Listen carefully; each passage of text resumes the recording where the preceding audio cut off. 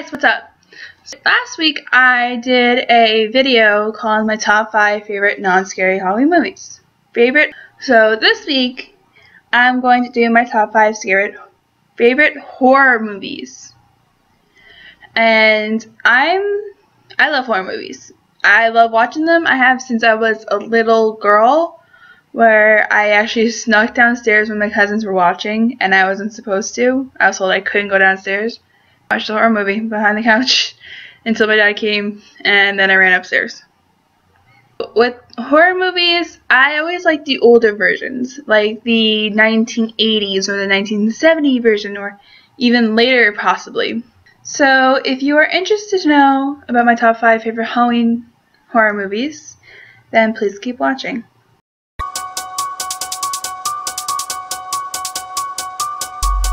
So number 5 on my top scary Halloween countdown of horror movies, I keep forgetting to add the horror movie part, is Saw. So Saw is a movie that began in January 2004. I think it was 4. And it revolves around Jigsaw, or Jigsaw Killer. And Jigsaw was actually originally a man named John Kramer, who was a civil engineer, and he suffered from a frontal lobe tumor that turned into colon cancer. After his failed suicide attempt, he found a new appreciation for his life, and he wanted to reflect that onto others, to understand their appreciation for life. So he figured, how could he do this? So instead of killing his victims, he put them through psychological and physical torture, and test their will to live by putting them through tests or games. And in these tests or games, they pretty much had to either inflict pain onto themselves or pretty much escape. And Jigsaw pretty much determined what their punishment was based off what he thought was their flaw in their moral character or in their life.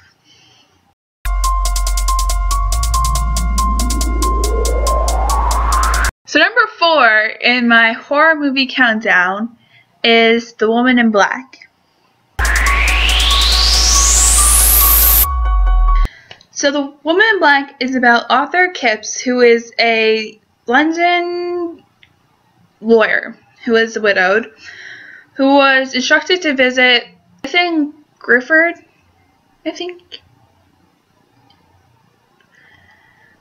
and the reason why he was supposed to go there was to discuss the sale of the Eel Marsh house, and also to examine papers by this woman named Alice Dubrow. When he goes on his first original visit, he noticed that there was this eerie noises happening, and it sounded like either a child screaming or like a carriage trapped in the marshes, pretty much. So of course you go to investigate and no one's there. Same old, same old. The next night, Arthur finds a letter that was between Alice and her sister, where her sister Jeanette is denying Alice's claims of her being mentally unfit, and is demanding to see her son, who was adopted by the Dubrows. Her son's name was Nathaniel, and when Arthur went to investigate, so he had to find out that Nathaniel drowned in a carriage accident on the marshes. When Jeanette found out, she blamed Alice for not giving her son a proper burial, and she then commits suicide in the nursery. After he finds this, he goes back into town, where he comes to find Mr. Jerome's house is on fire. And he finds out that Mr. Jerome's daughter is still in there. So he goes inside to try and save the daughter, and he sees a woman provoking the girl to kill herself with a lantern. This is just a very depressing story. I just realized how depressing this is. And he was staying with Arthur was staying with a rich man and his wife, who was named Elizabeth. And Elizabeth said that the woman in black is Jeanette. And she appears before a child to take them away by having them die. Their son, Joseph, was coming to visit his dad. He comes to find out that that's Jeanette's next victim. They try to lift this curse, pretty much trying to lift the curse of Jeanette, by getting her son Nathaniel from the marshes, who was still in the carriage, and put him on his bed in the house. And then bring Jeanette to her child, and then bury Nathaniel next to Jeanette in her grave. After they did this, they thought everything was done, that nothing more was going to happen. So they go to the train station, Arthur and son Joseph, and this guy named Sam. They see the woman in black across the train station. Joseph was on the train tracks when he noticed this, and Arthur saw the woman in black across the train tracks. And there was a train coming. And he jumps and saves his son. And while this is happening, Sam sees the woman in black, and he sees the dead children's faces on the train. So they open their eyes after the train passes, and they notice they're in a vacant train station. There's no one there, there's no Sam, there's nothing. And his son then goes, "Dad, who is that woman?" So Arthur looks to the end of the train station, and he sees his dead wife.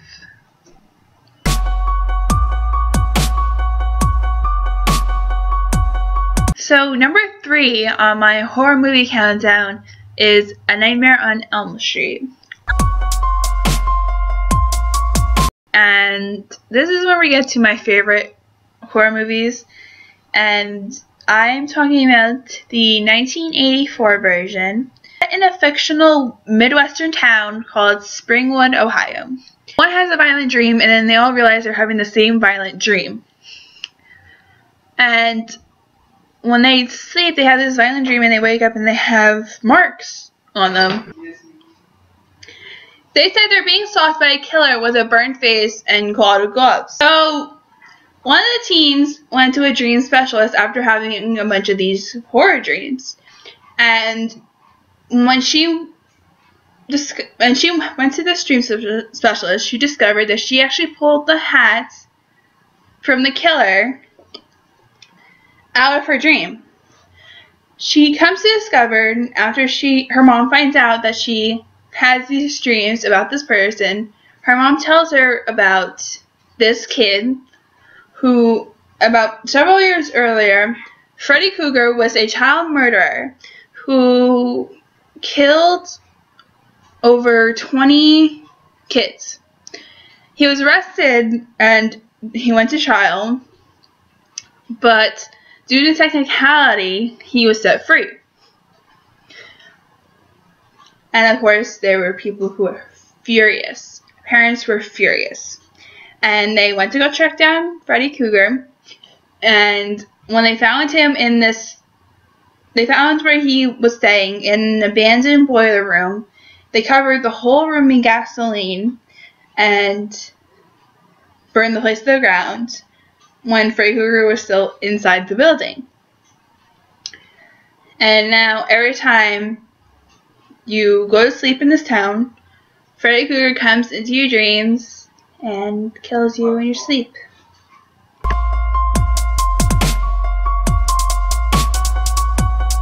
So number 2 on my horror movie countdown is Friday the 13th. So this franchise began in the 1980s, and it begins in a town called Crystal Lake at a camp. And after many deaths that happened at this camp that started in 1957, 21 years later, in 1979, new counselors arrived at this camp. And one by one, they all started getting killed. So there's this girl named Alice who wakes up and finds all of her friends dead. So she flees back to the main cabin where one of her friends ends up getting thrown through a window. A jeep pulls up and Alice runs to this jeep for help, and she encounters a woman named Mrs. Voorhees who sees the body through the window, and it brings back the memory of her son Jason Voorhees, who died in 1957. So after she recounts this memory, she loses her mind and attacks Alice. So after many attempts to try and attack Alice, Alice decapitates Mrs. Voorhees. As she just did this, she gets into a canoe and goes into the middle of the lake. And she sleeps in this canoe in the middle of the lake until the next morning, where cops call for her from the shore, and she goes to the shore where Jason's decomposing body appears from the lake and drags her underwater. So then the next shows her waking up in the hospital. She remembers everything from the events that happened to the little boy. And the sheriff claims that there was no such thing of a little boy in the lake.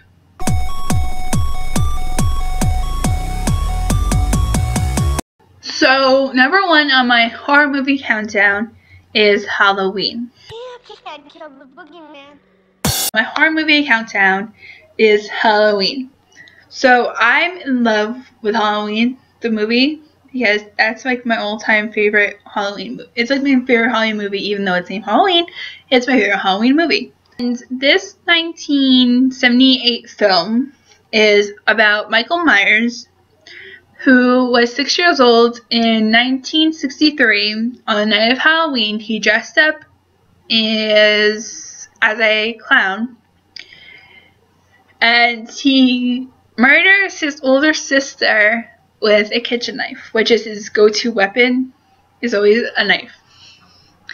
And all Halloween movies pretty much explain Michael going after somebody who is in his family, like his younger sister Laurie, or somebody associated with his family. So for I think it was Halloween 6, Michael went after her daughter or her daughter's baby. And for 5 or 6 films, it shows Michael going after his sister. From their old house to in a hospital to a mental ward and everything. It's always about Michael going after his sister, because I guess he doesn't want anyone from his family to be alive. He wants to be, I guess. That is my top 5 favorite horror Halloween movies. If you enjoyed this, please give it a like and also subscribe, and I'll see you next Friday. Yeah. Bye.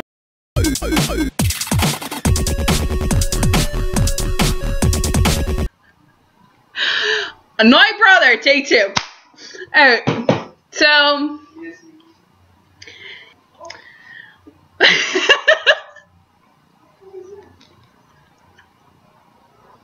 it, Eric! Huh? Shut up. Do anything. Maybe it's a worm. That would be pretty disgusting. It's a pesticide didn't do shit. I shall report it to my leaders. Oh my goodness. You have been warned. I don't know. Go on with the show.